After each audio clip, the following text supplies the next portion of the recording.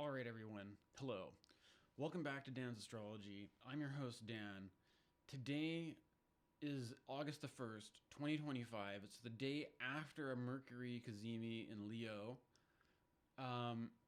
And I thought I would do a video here where I'm looking at the astrology, the chart here, to animate some of the transits that are happening, because there are two transits happening at once, simultaneously, involving Mercury retrograde in Leo and Mars in Libra, making its ingress, I should say, into the first decan of Libra, where it will oppose Saturn and Neptune. And first of all, I should say that as a Canadian, today is the first day of a trade war, which has been being cooked up since last time we had a Mercury retrograde. And I'd like just make to observe that there seems to be some pattern here in 2025 with trade war negotiations happening around Mercury retrogrades, and they're being subject to all kinds of reversals where you say you're going to do one thing and then a few days later you change your mind. And this seems to have led to a certain kind of like a boy who cried wolf phenomenon where it's kind of hard to take the trade war seriously, in that it seems very wishy-washy and has created a situation that is not very predictable or stable. And it's also kind of, I think that there's some kind of dynamic here with it being overshadowed by the whole Epstein controversy, it being overshadowed by the whole Israel-Palestine conflict, it being overshadowed by the even like Russia and the Ukraine. And there's just a lot of stuff going on where the trade war, there's something kind of funny about this, where like the trade war, in the midst of everything going on, you can't really expect people to really give much of a damn about the trade war. And it's actually something that like, even when Trump wasn't in office, when Biden was in, Biden just kept the tariffs that were in place from before when Trump was in office. Like the Biden administration never got rid of the tariffs. And so it's like there has always been like this sort of like tariff trade war thing going on in the background. And it's like there's kind of funny thing about it too, is that the reason that the reason given for the why tariffs are being used to negotiate against Canada is for fentanyl, or when it's sort of goes with this kind of weird like post-truth kind of trip about Trump, where he gets to just kind of make things up, or basically make baseless accusations, or like it's kind of become basically kind of obvious now that we're in like a politics is done by basically making bold-faced lies about things and pointing fingers, and nobody really cares about the objective truth about what's real or fair. And it's also there's such another overwhelming I think there's this sort of like there's an overwhelming other big problem about that's kind of exposing that the whole system is basically run by a kind of like fascist mafia state that we have to deal with. That is like, it doesn't really make sense to approach the whole topic of negotiations in a kind of a good faith if these are the kind of people we're dealing with. And I think that unfortunately that can be seen in the astrology here at this particular moment, in the way that Pluto is in an opposition to this Mercury retrograde. And there's some, I think there's also in the news, there's been the Democrats apparently have, or they've done this thing where they are trying to force the release of the Epstein files, to force everything to go public and everything to get worked out, I guess. And in this moment, I think you can see it resonating with this Mars into Libra transit we're about to face. And I think there could be something where they even gave like a deadline for like within 2 weeks they need to do this or something like that. And we can see this sort of like, I'm just going to animate this over the time frame where here's August 1st, and as I keep going, you can see Mars is going to be at the 29th degree on August 5th, August 6th, and then August 7th, Mars will have ingressed into Libra and be making this opposition to Saturn and Neptune and Aries. And then at the same time, just a couple days later, Mercury will be stationing in Leo at the 4th degree of Leo in an opposition to Pluto and Aquarius. And I think that there's the whole, I mean, you literally have, as an alternate name for the oligarchy, you could use the word plutocracy. And there's basically the Pluto being the god of the underworld. And there's this basic kind of, there's something around this that, as I'm understanding it, you can also look at not just the oppositions that are happening here between Mercury opposite Pluto and Mars opposite Saturn-Neptune, but there's actually this trine thing going on where Mars in Libra is going to be trining Pluto and Aquarius, and then they're also going to be trining Uranus and Gemini, and then from this you've got a kite where Saturn and Neptune are making a kite aspect. So there's, if you want to get into those grand aspect patterns, you can as well too. Maybe instead of making this about, but it's kind of like, how am I going to title this video? The kite aspect, or is this going to be about Mercury retrograde and Mars and Saturn Neptune? There is basically a big kite aspect happening. I could do, it would also be an interesting thing to do, maybe to like, I know off the top of my head, if you want to look at famous musicians that have kite aspects, Kurt Cobain had a kite aspect where he had a grand water trine, and then I think a grand water trine was something in Virgo, maybe making the kite, if I remember correctly. But so this is different because it's a grand air trine with something in fire making the kite. And, you can see, like you apply this to, I think with obviously with Kurt Cobain, there's a certain kind of emotional, guitar playing, acoustic guitar, angsty, that kind of thing. Whereas with this, we're thinking more about the air in terms of communications, about media, about what travels over Wi-Fi and radio, or also even the fact that there's some kind of like thing about the power of rich people with their private jets who feel like they're above the law. And a lot of this has to do, I think, with Libra and Aquarius especially. There's Gemini is more about at the level of gossip or whatever, or like sibling rivalries. Libra is a little bit more about the balance of it's like there's this thing about the moral fairness or a higher principle. I think Libra tends to aim a little bit more for a higher principle of justice and balance and fairness, or it's more associated with that, whereas Gemini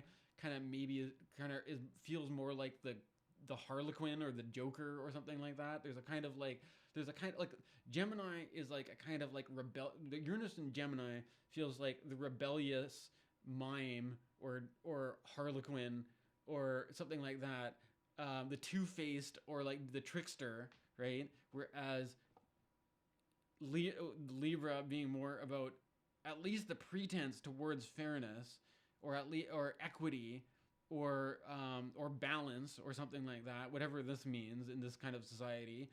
And the Mars going into that being like, we're obviously coming to some kind of a conflict here over the balance of power and the how our pretense to living in a fair and just, equitable society. With Aquarius here also being, with Pluto and Aquarius, you have the element of Pluto having to do with Hades, having to do with the underworld, and the idea that there is a whole there's a whole teeming underworld that's like if you pick up the rock and a bunch of like crab, you're at the beach and you pick up a rock and a bunch of crabs run out. There's this kind of like what kind of teeming things are lurking under the surface that are going to become. And I think this is really interesting with the grand trine that's forming here, because it's like the trine aspect is like a very it's very easy aspect, and the fact that it's like things flow unimpeded, right? There's this kind of like unimpeded flow of information that could go with the releasing of the Epstein files, the releasing of secrets, things coming to light, all this kind of stuff. But there's also the oppositions of Mercury the messenger in the opposition to Pluto. What kind of secrets is Mercury going to be able to reveal, or to what extent is Mercury bound up in the power dynamic and unable to do anything about it, versus with Mars and Libra opposing. Well, Mars and Libra opposing Saturn, Neptune, and Aries is also really interesting, because there is from an astrology point of view, there is the reception where Mars is the ruler of Aries, and Saturn is in its exaltation in Libra, but in its fall in Aries. And so you have two planets which are in poor dignity in opposite signs, but they at least have some kind of reception with each other. And there's something about this which I think obviously there's something obviously around all the problems of just the nature of the problem with the Jeffrey Epstein thing, or the nature of, I think it also goes back to the power dynamics that go all the way back to what happened in the 1980s with Margaret Thatcher. And I've done other videos on this before, talking about how we're entering into a 300-year cycle of grand conjunctions in air signs, and this actually was something that's been we were entering into during the Margaret Thatcher years, and then there was a wobbling back to a grand conjunction in the air sign during the George W. Bush years, and now there's a kind of wobbling back into this kind of Margaret Thatcher thing. And there's also there's something interesting about, like, if you apply this, for example, to the recent movie that Adam Curtis made called Shifty. In the Shifty movie, Adam Curtis was basically, in an interview, he was talking about how what he was trying to do was show that there's something that the conservatives were trying to conserve in the face of modernity, in the face of progress, in the face of a changing world. And there's something about that whole Margaret Thatcher project, which people treat Donald Trump as being very, very different from Margaret Thatcher and Ronald Reagan, but basically his style of politics, which is to create huge shocks and disruptions and basically liquidate and downsize a whole bunch of stuff so that rich people get more rich and that poor people lose their social supports, their health care, their benefits. This is basically one of the things I've recently found out about this, is that apparently a lot of this has to do with the process of privatization, of shifting things, the idea of slashing the government and then moving everything into people who are private oligarchs, private plutocrats who are not accountable to the same kind of democratic accountability, right? And that this is basically just the same playbook that the neoconservatives have been using since the Margaret Thatcher years, and it's just become so much more gross and grotesque, basically, as this old system of power begins to deteriorate, right? And one of the things about this is that on one hand, you could say that I am at least relieved in the sense that as a Canadian citizen, we haven't been taken over by the Americans yet. But on the other hand, you have to consider that Canada never went through a revolution like America did. Canada is still part of the British Commonwealth. We still have a big show of having the king over and making appeals to the crown and all this kind of stuff. And so there's something about the power structure of our whole legal system, of our whole political hierarchy, that is still dependent upon the old colonial monarchical system. And this is a thing where, you know, in the current regime of identity politics, because I get to, like, I have a certain, you know, maybe because, you know, I'm a white guy, or that I have European ancestry or something like that, I somehow conditioned to see myself as being like, you know, or I'm privileged because I'm not living paycheck to paycheck. I'm not in survival mode. I have a certain degree of stability and security. I have a small amount of wealth. I'm a lot better than a lot of other people. But there's something about this where, when, just to speak bluntly, that when it comes to intergenerational wealth, I'm probably going to be taxed to the high heaven. And if you're a member of the British royal family, you have tremendous amounts of land that just gets passed down from generation to generation without any taxation, without any, you know, that you are just these.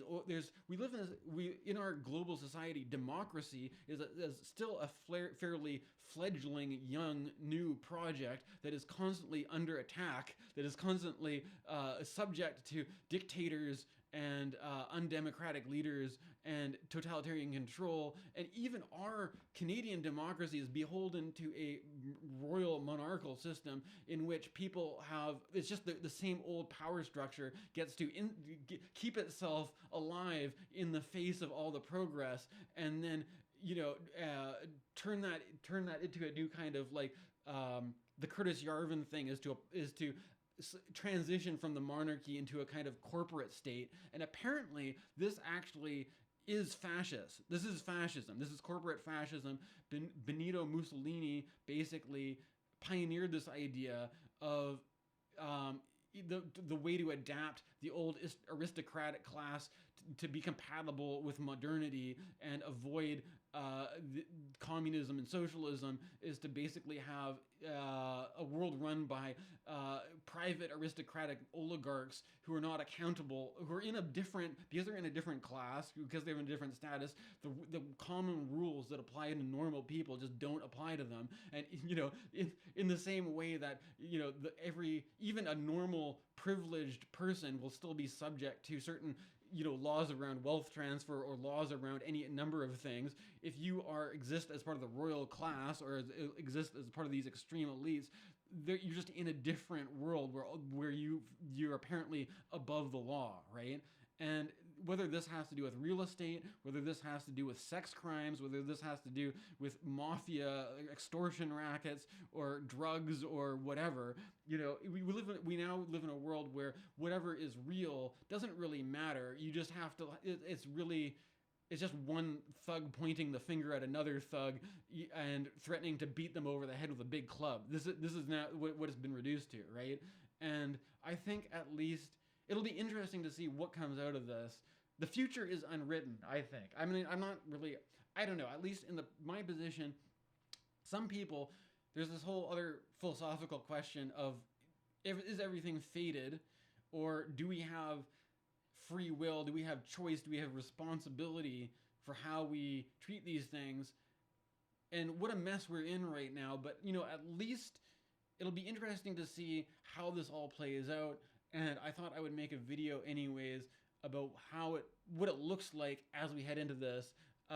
You know, maybe if there's a silver lining, at least, is that in the midst of all this big configuration that we have a Venus-Jupiter conjunction in Cancer, but unfortunately, there's some kind of problem in that it's not really making much of an aspect to anything, except for a very wide, almost 15 degrees or 10 degrees away from Saturn and Neptune in a square. Like, it's not, I think there is some kind of there's some kind of silver lining or good thing coming through in the midst of all this, and maybe it helps that this Venus is going to be, it rules Libra, where this Mars Saturn opposition is taking place, and so the ruler of Libra will be in great dignity because it'll be conjunct an exalted Jupiter.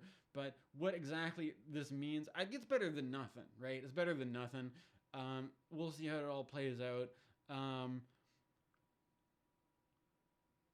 Okay, thanks for watching. Tune in for more.